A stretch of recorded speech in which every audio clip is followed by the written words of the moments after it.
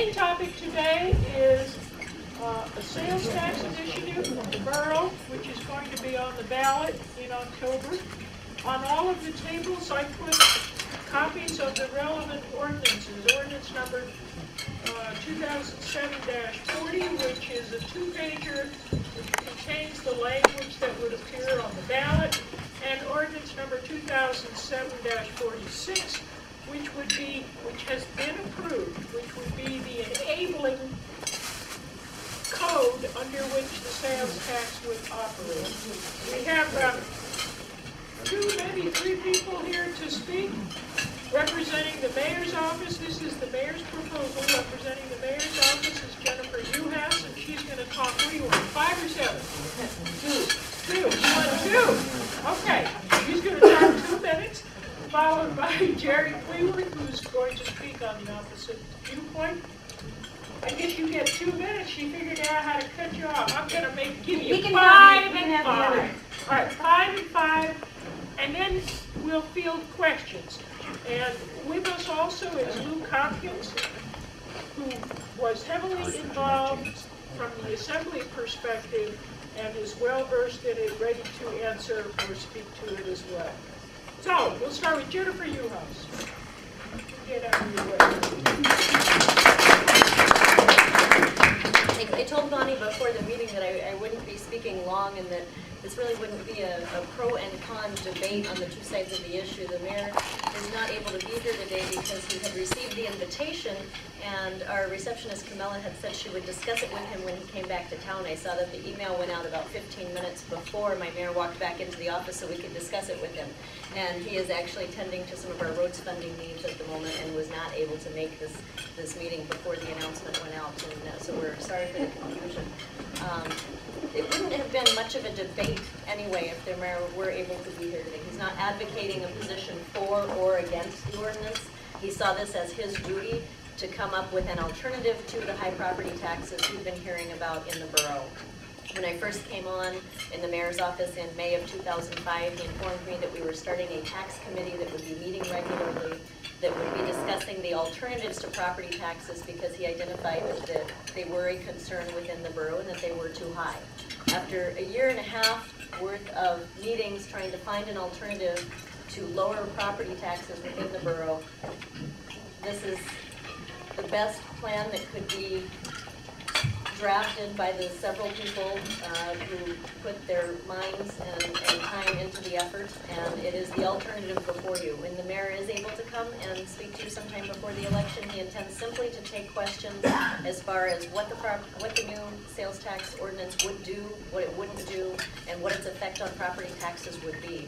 And really today we're just going to let Jerry have his say on his opinion on the issue, and we have our presiding officer, Luke Hopkins, here, who was much more involved in the drafting of the ordinance than I was, who was able to field questions as far as what the ordinance will or won't do.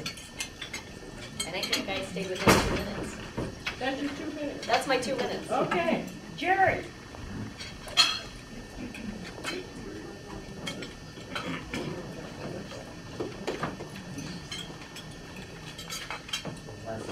Pass a few things out here. I only have 30 of them, so some of you are going to have to share. I apologize for that. My little copying machine doesn't do very well.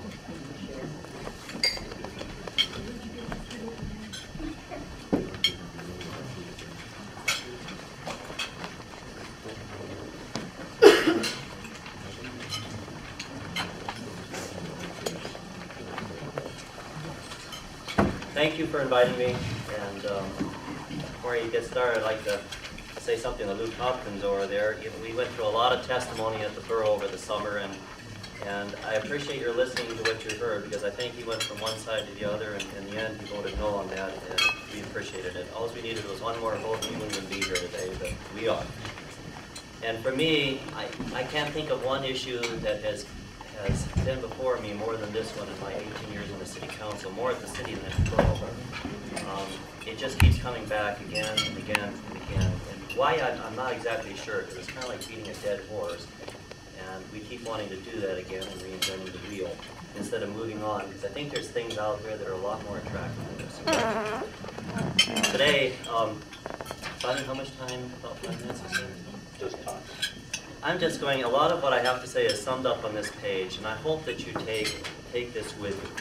But for the city residents, this is about the 6th or 7th time we voted on sales tax that I can remember. That's what I can track down. Recently, Anchorage has been doing somewhat the same thing.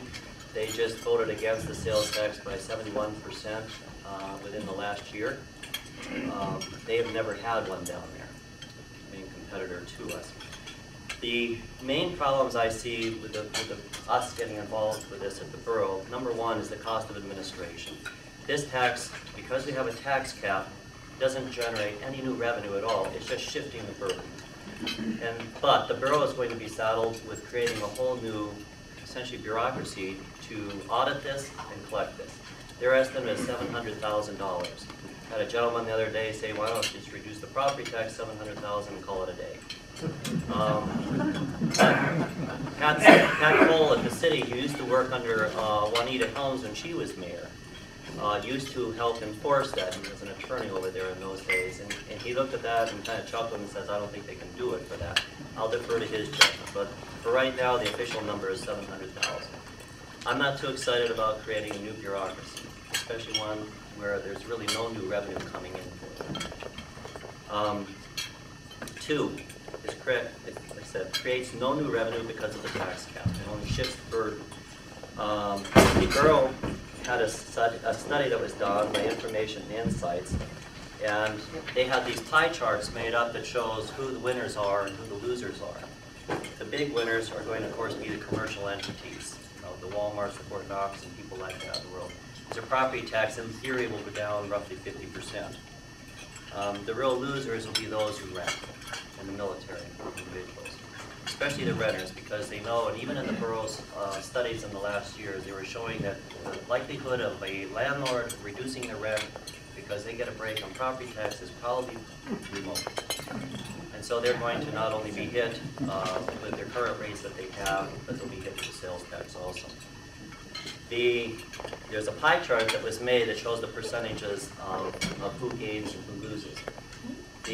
I think the idea, and there's two borough assembly members here and they can correct me if I'm wrong, I think the idea was, well, we'll give the residential property taxpayer a break. At least that's what I heard the mayor say a lot.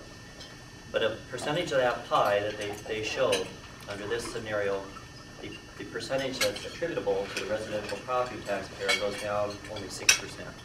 And the reason for that is a lot of people who have large families that live in less expensive homes will actually be behind under this scenario. The people that really win will be people like me and my wife who are without the kids anymore and live in a little $300,000 house. We could possibly save money for a period of time. But I don't like doing that at the expense of somebody else in the borough, especially someone that's probably not making as much as we do. The borough, over the years, had 3 different commissions that looked at alternative revenue. I chaired the first one back, I think, 2000, 2001, if I remember correctly. We looked at everything, spent a whole summer, and came back to the borough with a report in those years. We never made a formal presentation. It was almost as if, at the end, we got the impression that we didn't come up with the right answer. But sales tax was not on the list. We mentioned some other things, and some of them actually were implemented, such as piggybacking with the city on the hotel, motel, and things like that. And another revenue commission was created within months of us. I think the ideas of getting a different answer. They did not. And then a third one was created, and they didn't come up with this solution either. And that was our frustration. The testimony of the borough, well, why would then the borough proceed down this path? Shouldn't it be?